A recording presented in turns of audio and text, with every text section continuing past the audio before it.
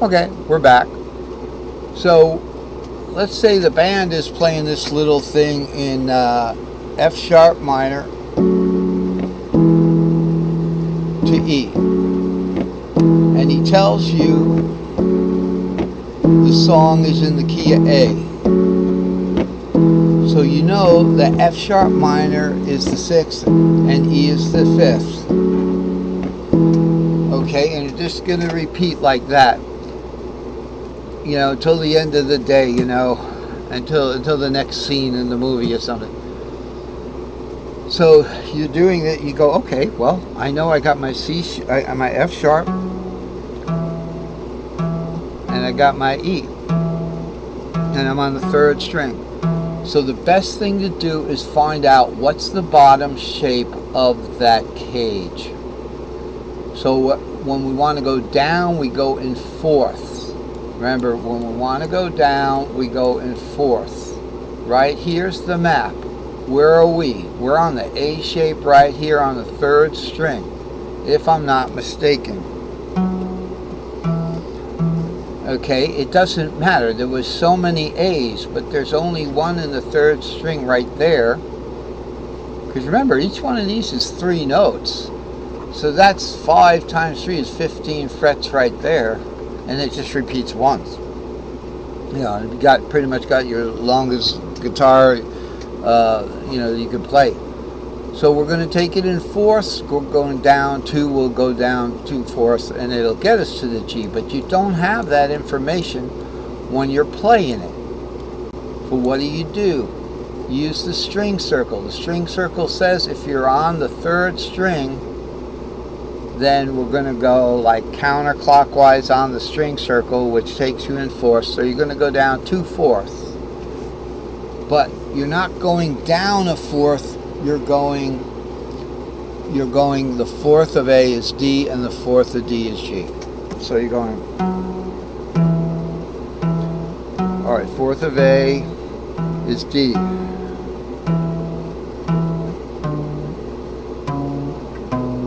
So you take it to the D shape, and you're going to take it, and the 4th of A of D is G. So you know you're in the G box there.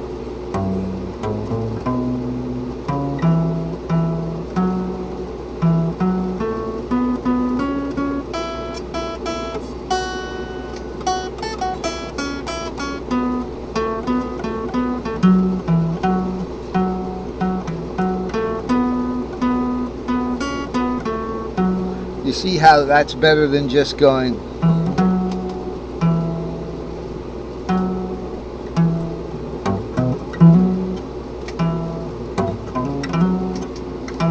You know, you could do the quick thing. So that's why we want to know what cage shape, start a cage shape from any string, because now we're doing it in string fragments. Okay? This is cage link string patterns. We could talk about that. But that would be if you only had one note. If you only had one note to play, where would you go from there? Then you've got to cage it up. You know, you've got to look at it. Well, what 2 cage shapes share the 5? There's only 2 string patterns, rather, that share the 5, and that is C and A. So that's if you're just going one note, but I'm talking about this one. So you start an A from the 3rd string, okay, right here, A from the 3rd string, and it becomes a G, because remember we did the 4ths. Now if you started that A from the 4th string, which would be up here, you don't want to go 4th, 4th, 4th to get to this 3, 4, 5. You want to go 5th, 5th and warp it up. So you got to hit the warp there, and you're just going to go the 5th of A is E, the 5th of E is B, but we go to C. Okay, wait a second. 4th string right here. All right, we're going to go the 4th of A is E. Okay, and the 5th of A is E, and the Well, now this is in, oh, because on the fourth string, right, we were talking about it on the third string becoming a G. On the fourth string now it's going to become a C. And it's easier, we just go up in fifths, 2/5. So that's 2 clockwise letters on the string circle. Fourth string,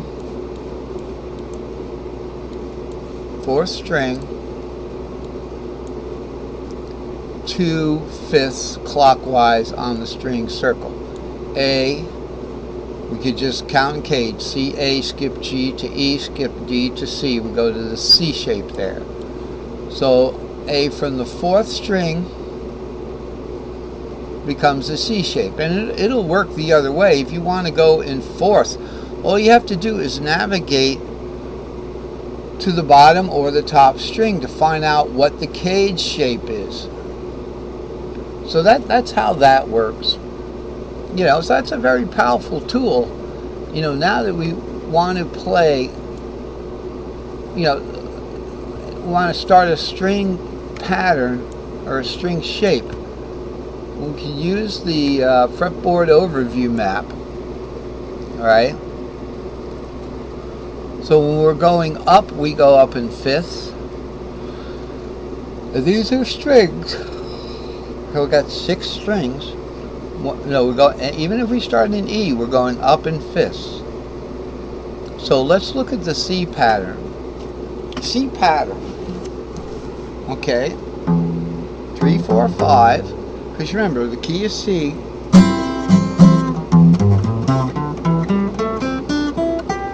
We got 3, 4, 5, 6, 7 root, 2, 3, 4, 5, 6, 7 root 2, 3, 4, 5.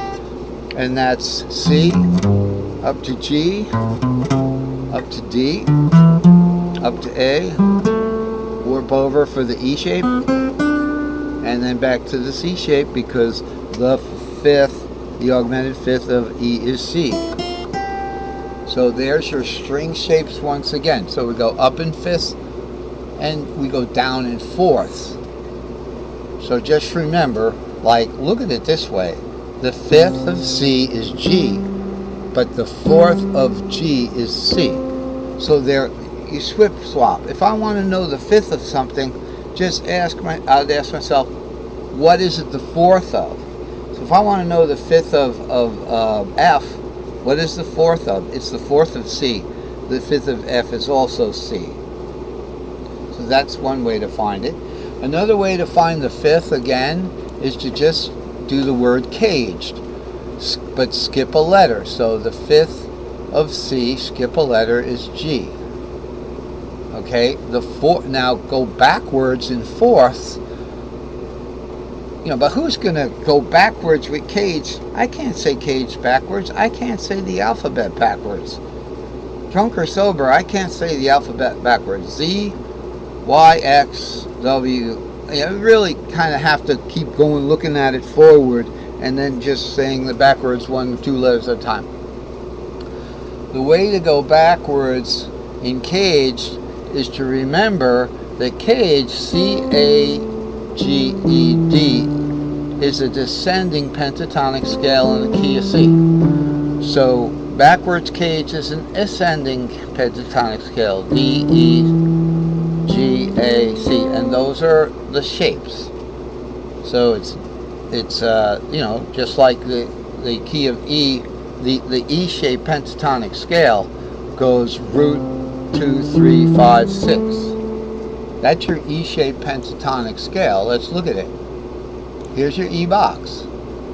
Remember, we're not dealing with the 7 in pentatonics, and we're not dealing with the 4. So we've got root 2, 3, 5, 6. Write that. So to go in fourths, we go in up a pentatonic scale, but skip every other letter. Then you're going in fourths. So the fourth of G, we're going to go G, A, C. Notice how this is ascending. G shape, A shape, C shape, etc. Hey, listen, it's been a great lesson. It's really hot. It's like 86 in here. So thanks for watching, my YouTube subscribers, and good luck in this next